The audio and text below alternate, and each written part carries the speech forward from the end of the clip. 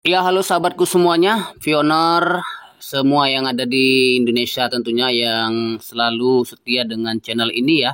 Dan ya, waktu memang terus berlalu, tapi jangan khawatir, ini semuanya adalah sebuah perjalanan yang ya kedepannya akan lebih baik tentunya. Jadi teman-teman, sampai hari ini QYC ya, yang katanya akan ya berlangsung nanti selama 6 bulan.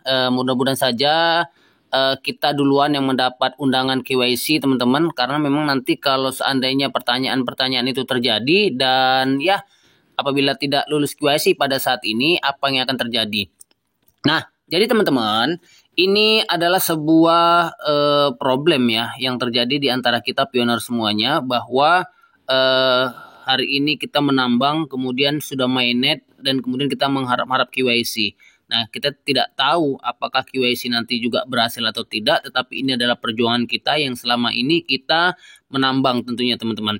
Nah, jadi pertanyaan-pertanyaan itu seperti ya, apakah akan terjadi KYC massal gitu teman-teman ya, atau akan terus ya diluncurkan secara batch ya, dan kemudian atau apa namanya per slot ya, untuk beberapa orang 1 bulan misalnya di berbagai negara. Nah, ini jawabannya teman-teman ya.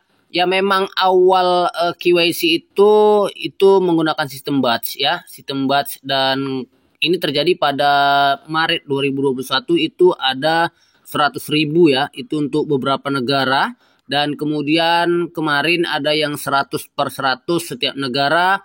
Kemudian Jumat di akhir tahun 2021 itu sekitar 50/50 setiap negara. Nah, memang awalnya kecil teman-teman. Nah, dengan apa ini dibuat? Ini tujuannya adalah meningkatkan sistem untuk skala KIC massal. Artinya mereka membuat permulaan ya, membuat prepare dulu ya teman-teman. Nah, jadi ini untuk menggugah ya dokumentasi QC untuk pengujian ya. Tujuannya ya mungkin supaya tidak debugging ya, misalnya bug, karena sistemnya banyak sekali bug sistem sekarang ini. Kemudian algoritma atau algoritma ya, gitu.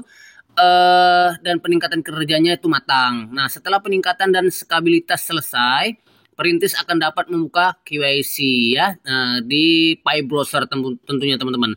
Nah, kemudian pertanyaan juga akan ada pastinya, apakah Pioneer ya akan diberitahu saat KYC nanti secara luas atau secara massal. Ini pasti ya akan diberitahu dalam ya akun Fi kita mungkin seperti itu teman-teman ya. Karena ini sebuah pekerjaan ya dari tim rujukan mereka. Nah, perintis akan dapat mengirimkan pemberitahuan kepada tim rujukan dan anggota lingkaran keamanan mereka untuk meminta melakukan QIC. Nah, jadi kita dapat undangan QIC, mudah-mudahan orang yang sudah menjadi lingkaran keamanan kita juga dapat undangan QIC. Dan ya, semua berhasil tentunya teman-teman ya. Nah, jadi tim itu juga akan memposting pengumuman yang akan mengingatkan pengguna untuk menggugah dokumentasi yang ya untuk syarat-syarat KYC itu. Nah, kemudian pasti yang terakhir itu ada kapan saldo fee akan ditransfer ke dompet mainnet ya, atau ya untuk perintis yang telah menyerahkan dokumen KYC. Nah, jadi hari ini kan sudah mainnet tertutup.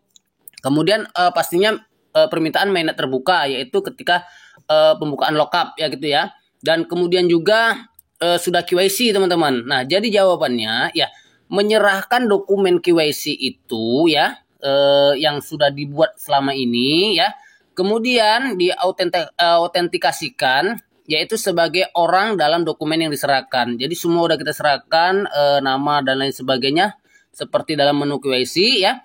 Jadi ini akan dilakukan pencocokan nama ya, pencocokan email atau lain sebagainya. Nah, seperti itu. Jadi pelanggaran yang terjadi itu akan ya dihapus oleh pihak core team atau project dari Fi ini. Nah, jadi verifikasi ini merupakan kepatuhan terhadap peraturan yang harus kita lakukan, yang semuanya akan merupakan kelulusan yang akan di QIC nanti. Jadi umumnya ya semua perintis itu menyerahkan dokumentasi mereka. Nah, kemudian dengan harus ya dengan jalan verifikasi lah tentunya ya.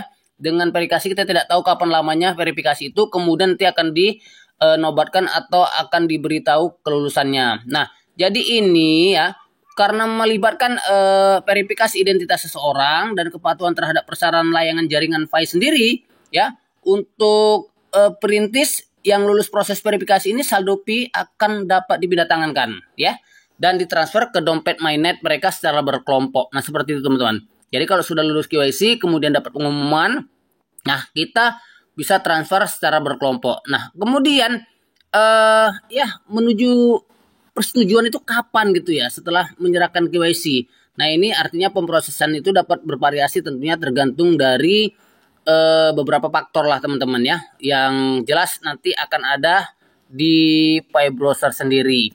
Nah, kemudian teman-teman untuk kemajuan aplikasi ini ya tergantung kepada ketersediaan validator terpercaya per negara dan dapat berkisar dari beberapa hari hingga beberapa minggu. Itulah mengapa penting bagi komunitas untuk memotivasi validator yang cukup untuk bergabung dengan tenaga kerja yang membantu memverifikasi perintis di negara mereka.